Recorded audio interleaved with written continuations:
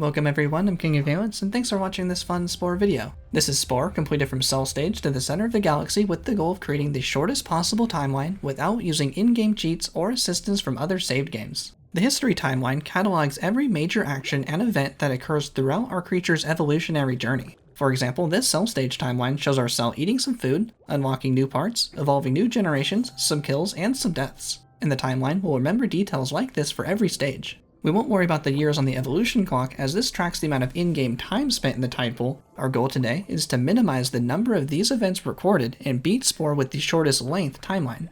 And for this run, we don't want to unlock any new parts, call any mates, or die. And we only want to eat one kind of food.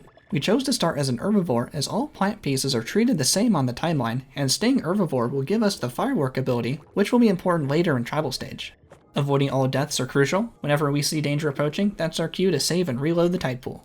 It's so tempting to collect that new part. We can't collect anything this run, we can only eat plants.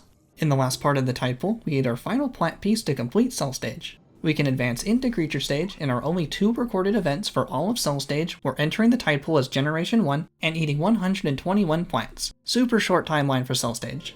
This is our first required editor as we enter creature stage, so we can add some arms and legs and make our creature an omnivore. We didn't unlock any new parts during cell stage, so we'll continue into creature stage. During creature stage, Spore wants us to ally and hunt other creatures to gain DNA. However, when we ally another creature, we get a social bubble on the timeline, or we get a target icon for killing another creature. We need a way to interact with the other creatures without getting them recorded. Let's attack another creature and bring it home. Our other creatures will defend us when we reach our home nest. And interestingly, if we attack the other creature enough but don't land the final blow, we still get the DNA reward for killing the creature. However, the kill is not tracked on the timeline. We got 7 DNA without the timeline ever knowing. We can do this again, making sure not to attack the alpha since that will unlock us a new part. We got a second kill for another 7 DNA and still no mention on the timeline. Unfortunately, if we extinct the nest even without landing the final attack, the extinction event will be added to the timeline. So these nests are safe from extinction today. But creature stage requires 1000 DNA points to fill the progress bar. Thankfully, there is an infinite and overpowered source of DNA in creature stage that we can exploit. Eating eggs. Eating an egg counts as 25 DNA and does not appear on the timeline. After killing those 2 Batsu creatures from this nest, they will lay eggs to replenish their numbers. And since we killed 2 of them, one of the creatures from the nest will lay 2 eggs back to back. We can eat both of these eggs for 50 DNA and wait for them to lay some more. Watching these creatures from the top of our hill, they've laid 2 more eggs for us to eat. And after eating those eggs, we reach the first evolution point. The timeline does record each time we grow a bigger brain, but nothing else will appear if we continue this egg strategy. After eating their eggs, one of the creatures is coming to chase us down. We have sneak, but the creature appears to be tracking our scent. That's a cool mechanic and animation I don't see very often, as we normally just steamroll these creatures in our normal speedruns. Eventually they do give up if they lose the trace, so back to waiting for more eggs. Waiting for more eggs takes a few minutes each time, so I used Cheat Engine to speed up the game. This saved a lot of time waiting for eggs. From here, it was a lot of rinse and repeat. After eating their eggs again, we can run far enough away from their nest using sneak, and that will give the other creatures the slip. I find it interesting these creatures never enter their cocoons. Perhaps they need their nest fully restored before they could evolve, which is why they kept laying eggs. But this behavior is consistent across all difficulties. After even more eggs, we eventually ate enough to fill the progress bar. And we only have Generation 2 and 4 brains on the timeline for all of creature stage. Finishing up creature stage, we got our last required editor. We still didn't unlock any new parts, but we do have access to some level 2 hands and feet, and we can add wings going into tribal stage. In tribal stage, the timeline will keep track of tribe members gained and lost, food gathered, tools bought, and tribes allied or defeated. For this run, we'll be allying the other tribes, but our timeline won't know it. We only need 1 instrument to play for the other tribes, but we need to gather 10 fruit to afford it. And we'll be able to ally the other tribes with just our 3 starting tribe members, so we won't need any additional babies. Our tribe members place in the food, and we buy the wooden horns, and we can give our tribe members their instruments. And believe it or not, this will be our entire tribal stage timeline. We can head over to Brown Tribe, leaving nothing behind in our food pile. We won't need to return to our tribe, we have everything we need right here. On easy difficulty, the other tribes are pretty easy to impress with our 2 instrument players, even without tribal equipment. However, when we ally Brown Tribe, we will unlock the maracas. We would normally have to also buy this instrument at our tribe, and like we need more band members to play with both instruments for the other tribes. However, we can perform a trick to avoid unlocking new instruments, and this trick has the added effect of removing the tribe ally from the timeline.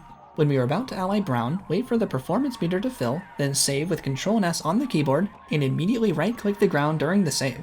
This will place a save after allying Brown Tribe, but before the following cutscenes play, where we unlock their new instruments and the ally is actually recorded.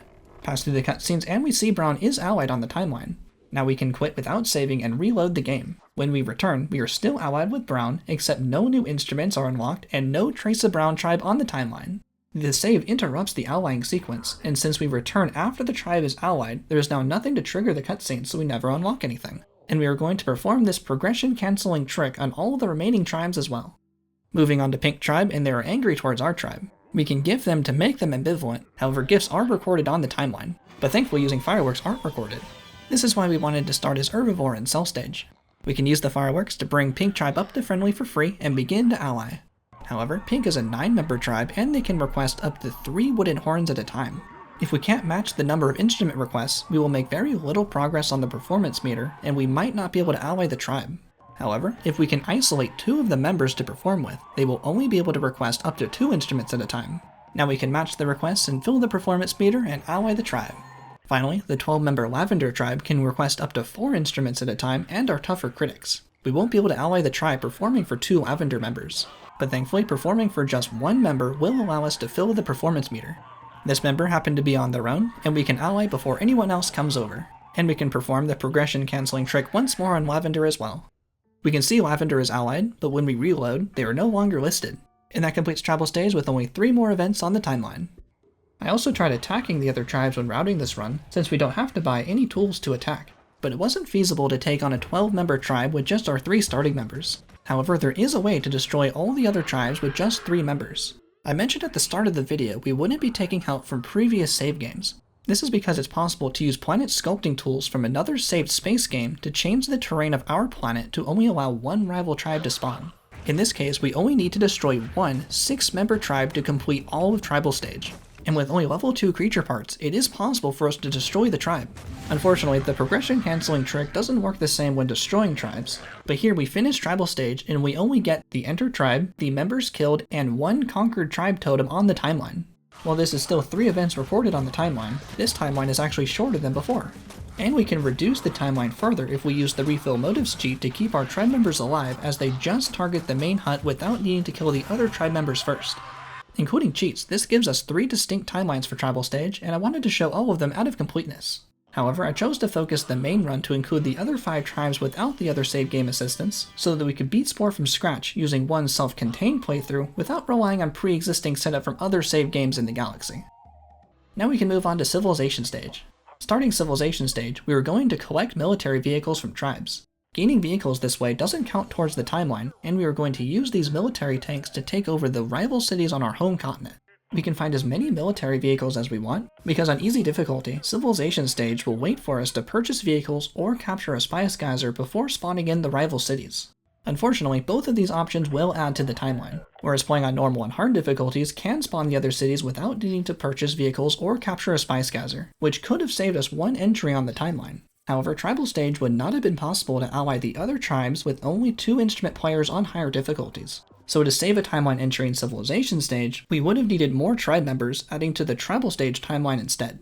But we can further use the Civilization Stage grace period on easy to our advantage. We are going to accumulate hundreds of thousands of Spore bucks from our city before spawning in the rest of the rival nations. We are going to pay the rival cities on our home continent as soon as they spawn to keep them from declaring war with us while we attack them. For example, if we destroy a nation that was at war with us, we get the city captured icon, and we get an additional war ended on the timeline. But if the relationship starts high enough so that they never reach -30 to declare war during the attack, we won't get the extra war ended on the timeline. We will also pay the nations on the other continent as well. We will make the 3 large cities our allies so we can merge with them once we control the 4 cities on our home continent. We are paying all of them at once before we start capturing cities, so the gifts on the timeline are all consolidated into 1 large gift. Red Nation is deploying their forces to attack Brown on the east coast, which gives us an easy opening to take the city. We kept the religious tank nearby in case there are any turrets on the city to deactivate. We don't want to lose any vehicles since losing units is also recorded on the timeline. Red Nation is almost captured and still in the friendly relationship range, so they never declared war. We'll keep the city military so we can switch our military vehicles between fast and powerful tanks to capture the last 2 cities on our home continent. Taking a look at the timeline, we just see military capture was added. Taking over the small economic city, we can use our religious tank to deactivate the turret as our military tanks capture the city, adding another military capture to the timeline. and finally taking the brown city as well. From here, all we need are our allies to capture the remaining cities and merge. Merging doesn't count towards the timeline since they aren't considered captures, whereas the super weapons like the Fanatical Uprising does count as captures, which is why we won't be using them for this run. We made Forest, Crimson, and Blue Nations all allies since I wasn't sure who would come out on top. Blue Nation was eliminated, but as long as all the remaining cities are allies, we'll merge. Forest and Crimson Nations control the remaining 6 cities, there's Forest Nation with the merge, and there's Crimson for the double merge. Before we leave Civilization Stage, we need to fill our cities with buildings. We are going to use Civilization Stage money to buy the buildings so we can sell them later in Space Stage. There's the timeline for Civilization Stage, just our Spice Geyser, gifts, and our 3 military captures, and that's all that's required to take over the world. In Space Stage, our goal is to reach the center of the galaxy, and the only item we need is the Interstellar Drive 2, which costs 150,000 Spore Bucks. We are going to sell 50,000 Spore Bucks worth of buildings since our money always resets back to 100,000 at the start of Space Stage. We could buy the Interstellar Drive 2 for cheaper from another empire, but every time we meet another empire, they are cataloged on the timeline, so we will buy everything from ourselves. During the required mission to scan the destroyed cities, we can earn the Frequent Flyer 2 to unlock the Interstellar Drive 2. Unlocking badges by themselves aren't noted on the timeline, however any promotions are. Earning the Captain's Badge and Frequent Flyer Badges 1 and 2 are all required, and those badge points are enough to be promoted to Commander. Returning home, and we'll buy the Interstellar Drive 2. In the Space Stage speedrun, for example, reaching the Galactic Core looks about like this, where we receive a promotion, contact 3 other empires to refuel and unlock energy packs, sell spice, and the Groks declare war as we drive to the center of the galaxy. However, we are going to use the Ghost Ship glitch to not need to refuel or contact any other empires on the way. The Ghost Ship glitch allows us to drive a destroyed spaceship by saving nearly at the same time our ship is destroyed.